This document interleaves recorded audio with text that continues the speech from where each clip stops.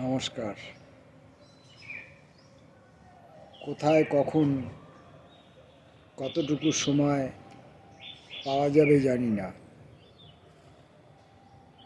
কারণ যে বহমান সময়টা রয়েছে, হয় বহমান অথবা স্থির সময় সম্পর্কে আমার এই সংশয়ের কথা আমি আগেও অনেকবার বলেছি। হয় সময় বয়ে যাচ্ছে, অথবা সময় স্থির, আমরা সেই সময়ের একটি বিন্দু থেকে আরেকটি বিন্দুর দিকে এগিয়ে চলেছি বা পিছিয়ে চলেছি।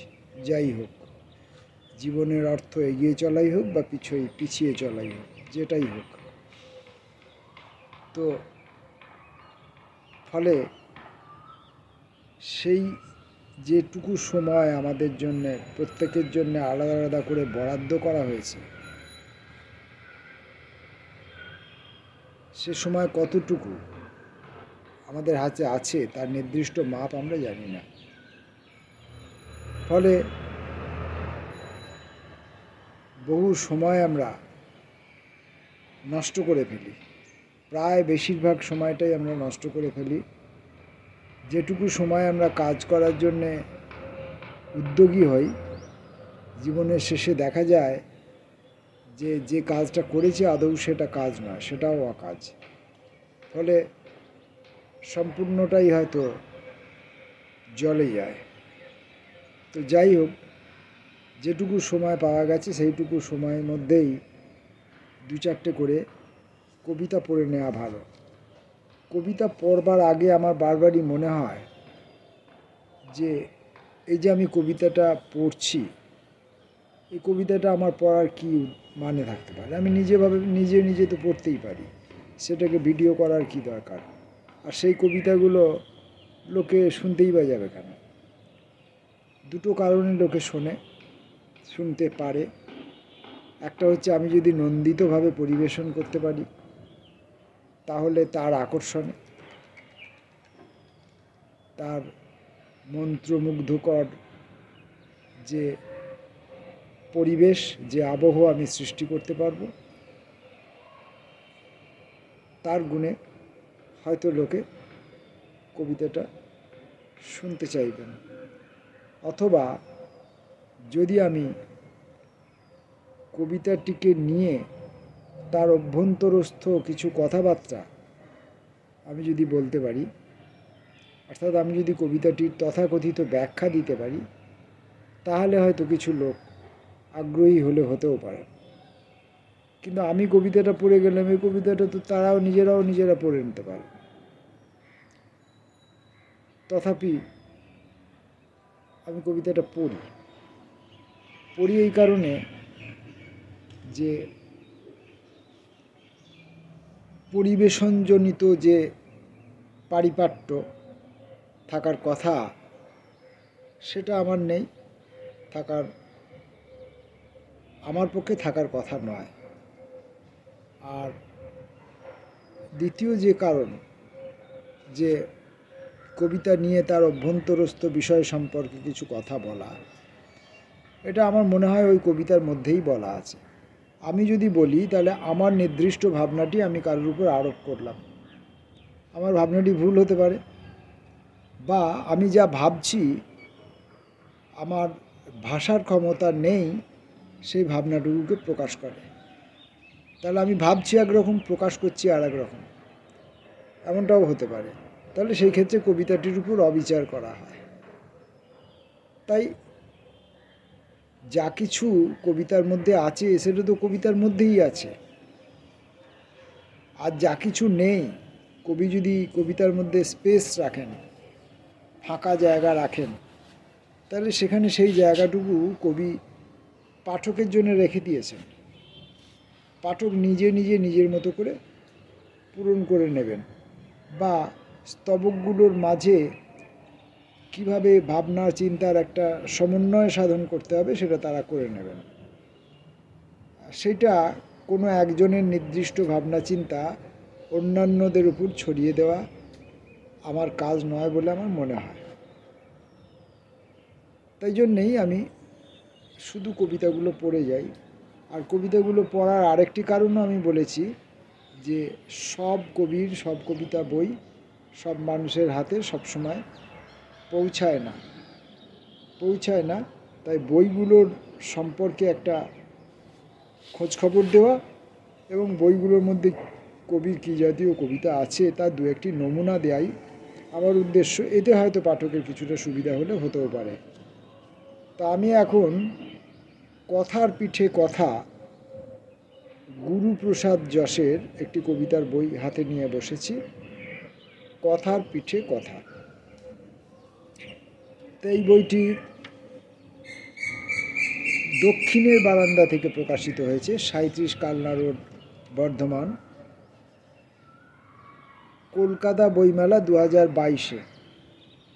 এর প্রচ্ছদ করেছিলেন শ্যামল বরণ সাহা। এই হলো বইটির সম্পর্কে একটা পরিচিতি, মানে জাগতিক পরিচিতি আর কি, বই বাজারের পরিচিতি। এরপর বইয়ের ভেতরে যে কবিতাগুলি আছে সেখান থেকে দু একটি কবিতার নমুনা আমি রাখব।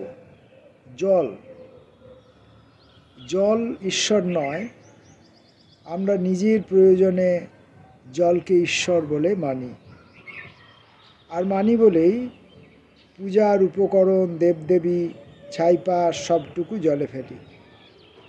যারা জলকে জীবন বলে মানে, জীবিকা যাদের জল, তারা জলকে বাঁচায় বাঁচার তাগিদে।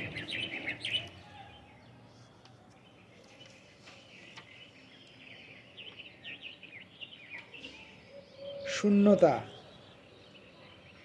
তীর্থে বেরিয়েছিলাম, অনন্ত পথ হেঁটে এলাম, দেখলাম হাঁ হয়ে খোলা দরজা জানলা, অনাবিল শূন্যতা, স্তব্ধ বাতাস।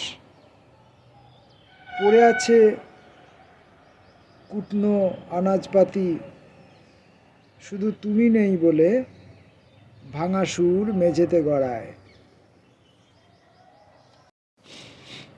তুমি চলে গেলে ভেবেছি শহর স্তব্ধ হবে, হয়নি। নতুন ছাউনি ফেলেছে সার্কাস পার্টি, নিয়ন্ত্রিত বাজার চত্বরে কপাটি ফৌজ এসেছে শহরে।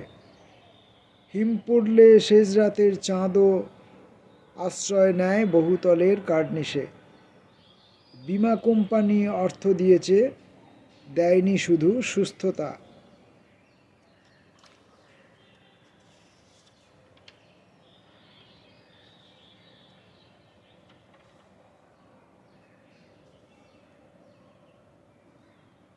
অনন্ত না ফেরা।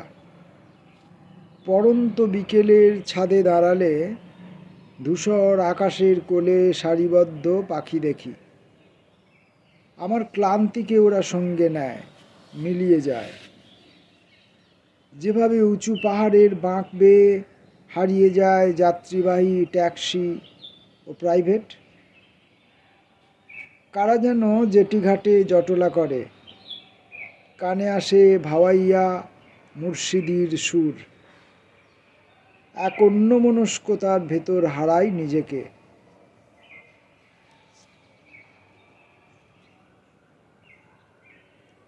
পথ। মোহনায় এসেও পিছনে ফিরি, দেখি বিধ্বস্ত সম্পর্করা আবছা কুয়াশা আর অন্ধকারে হাঁটছে। ভাটিয়ালি গাইছে, দূরত্ব বাড়ায় পথ, থমকে দাঁড়াই, অদূরে তোমারই বাসগৃহ।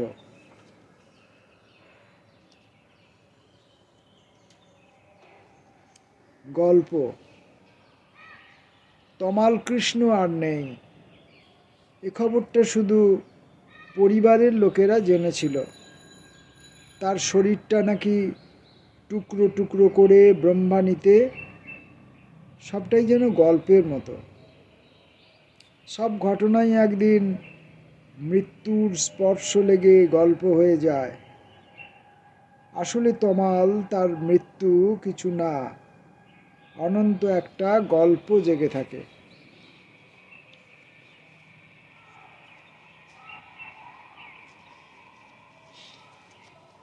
বিসর্জন।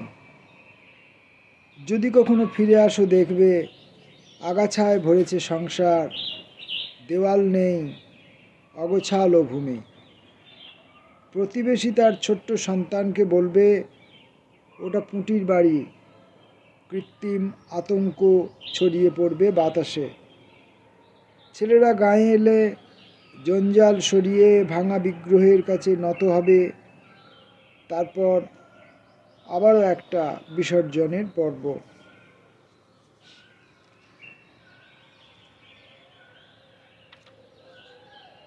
ভাস্কর্য। শুধু ভালোবেসে তোমাকে আয়না ভেবে উন্মুক্ত হয়েছে কুমারী শরীর।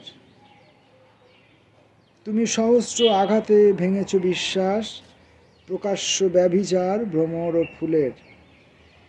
নিষ্পাপ দিঘি জানে জলরেখা ভাঙে শুধু বৃষ্টির কান্না।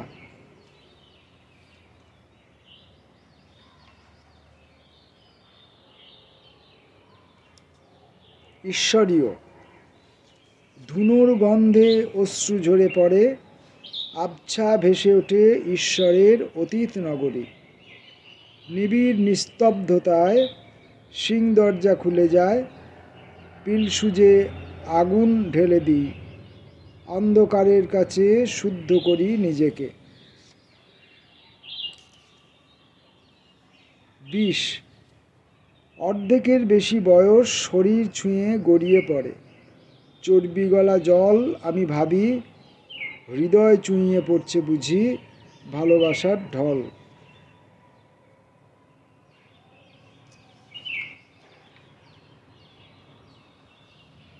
রিসর্টে। ছাদের আলসে ধরে দেখি বিকেলের শেষ রোদটুকুও মেখে নিচ্ছে মেয়েটি। গত জন্মের কুয়াশা ওর শরীরে। এই তো পড়লাম কথার পিঠে কথা, গুরুপ্রসাদ যশের কবিতার বই থেকে কয়েকটি ছোট ছোট কবিতা। কবিতা কখনো ছোট হয় না, আর কবিতাকে যত বড় করতে যাওয়া হয় আসলে বোধহয় কবিতা ততটা ছোট হয়ে যায়। কারণ কবিতা কোনো একটি ক্ষণের, কোনো একটি মুহূর্তের, সেটা কোনো বিস্তৃত একটা ব্যাপক একটা সর্বব্যাপী সর্বগ্রাসী তার একটা মনোভাব তার মধ্যে থাকে না। সে একটা ক্ষণিক মুহূর্তের মধ্যে তার সৃষ্টি হয় আপনা আপনি। কবি যতটুকু তাকে ধরতে পারেন ততটুকু ধরা যায়, অনেকটাই হয়তো কবি ধরতে পারেন না। যদিও সেটা ছোট, তবুও সেটাকে ধরবার জন্যে খুব বড় একটা নাগালের দরকার হয়, খুব শক্ত দুখানা হাতের দরকার হয়, খুব অনুভূতিশীল একটা মনের দরকার হয়, আর খুব মেধা সম্পন্ন একটা মস্তিষ্কেরও দরকার হয়। তো সেগুলো আমাদের ঘাটতি থাকে, তাই আমরা সম্পূর্ণটা ধরতে পারি না। গুরুপ্রসাদ যশ ছোট ছোট কবিতার মধ্য দিয়ে তাঁর ব্যক্তিগত জীবন এবং তাঁর যে ব্যক্তিগত জীবন সমাজ জীবনকে ছুঁয়ে আছে, প্রকৃতিকে ছুঁয়ে আছে, সময়কে ছুঁয়ে আছে, সেই ছুঁয়ে থাকা ক্ষণগুলোতে যে একটি একটি কবিতার মুহূর্তকালের সৃষ্টি হয়েছিল, সেগুলো তিনি তার মতো করে তার ক্ষমতা অনুযায়ী ধরেছেন। আমি তার কি ব্যাখ্যা দেবো? ওই যে গল্প বলে যে কবিতাটি আমি পড়লাম তার, আমার ব্যাখ্যাগুলো তো ওই ধরনের গল্প হয়ে যাবে, ফাঁদা গল্প। আসলে তো কবিতাটিকে তুলে ধরা যাবে না। আমি আমি আমি কিছু গল্প ফেঁদে বসলাম কবিতাটির নাম করে, তাই দিয়ে কবিতার উপর আলোচনা করে একটা বড় গদ্যের বই করা যেতে পারে বিভিন্ন কবির কবিতার উপরে। তাতে করে কবিতার কিছু লাভ হয় না, কবিতাকে ধরাছোঁয়া যায় বলে আমার মনে হয় না। পাঠ্য বইয়ের কবিতার উপরে যারা এসব করেন তাদের সেসব করাগুলো কাজে লাগে। বিশেষত যারা ছাত্রছাত্রী, যাদের কবিতাকে হজম করে উগরে দেওয়ার দায়িত্ব থাকে যাদের ঘাড়ের উপরে, তাদের এই রকম নোটসের দরকার হয় এবং তাদের জন্য সেই সব বই বিক্রি হয়। আর অনেক সময় আমরা এরকম হয় যে কোনো পদাধিকারীর মুখে আমরা আমাদের নিজেদের নাম শুনতে চাই। সেই ক্ষেত্রে খুব বড় কোনো প্রাবন্ধিক, খুব বড় কোনো আলোচক, কোনো বড় কোনো সংস্থা থেকে, কোনো প্রকাশনা থেকে আমাদের নাম সম্মিলিত, আমাদের কবিতার প্রসঙ্গ সম্মিলিত যদি কোনো বই বাজারে আসে, তখন আমরা নিজেদেরকে একটু কৃতার্থ বোধ করি, আমরা সেই বইগুলো সংগ্রহ করার চেষ্টা করি। আমার আদতে ওইসব কবিতার উপরে ওইসব ব্যাখ্যা জাতীয় ব্যাপারগুলো খুব একটা আমাকে আকর্ষণ করে না। এমনটাও হতে পারে যে সেই যোগ্যতা আমার নেই বলে আমি এই অজুহাতটা দেখাচ্ছি, সেটা হতে পারে। তো যাই হোক, গুরুপ্রসাদ যশের এই কবিতাগুলি আমাকে স্পর্শ করলো। কিভাবে স্পর্শ করলো সেটা তো আর আমি পাঠের মধ্যে তুলে আপনাদের দেখাতে পারলাম না, সেটা আমার নিজস্ব বোধ। যদি আমার পাঠ আপনারা শুনতে পান, আমার পাঠ যদি আপনাদের কানে পৌঁছায়, যদি আমি নিখুঁতভাবে উচ্চারণ করে থাকতে পারি না, যদি যতটুকু পেরেছি সেটা যদি পেরে থাকি, তাহলে এই বইটি যখন আপনারা নিজেরা সংগ্রহ করবেন, তখন দ্বিতীয়বার আপনারা যখন এই কবিতাগুলো পড়বেন, তখন আপনারা অনুভব করতে পারবেন যে আমি আমার এই কবিতাগুলি পাঠের সময় আমার অনুভূতিকে আমি পড়ার মধ্য দিয়ে, পাঠ করার মধ্য দিয়ে ব্যক্ত করতে পেরেছি কিনা। নমস্কার।